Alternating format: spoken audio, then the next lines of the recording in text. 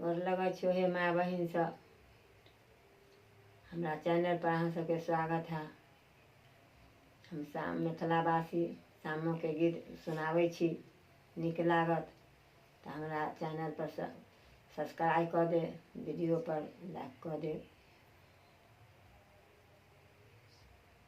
ले हो साभे भैया एहो जा साले घोड़ा चढ़ाला भैया डोमरा गना जा।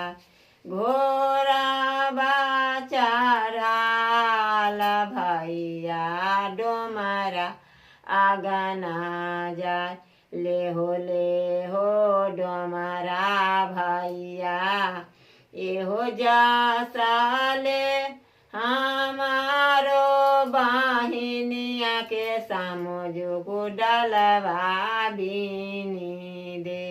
ले हो साभे भैया एहो जा साले घोड़ा चढ़ाला भैया कुम्हारा गना जाय। ले हो कुम्हारा भैया एहो जा साले हमारो बहिनिया जो कोरसामो गरी दे। ले हो साभे भैया एहो जा साले घोड़ा चढ़ाला भैया कपरिया गना जाय। ले हो कपरिया भैया एहो जा साले हमारो बहिनिया के सामोजो लहंगा बेसाही दे।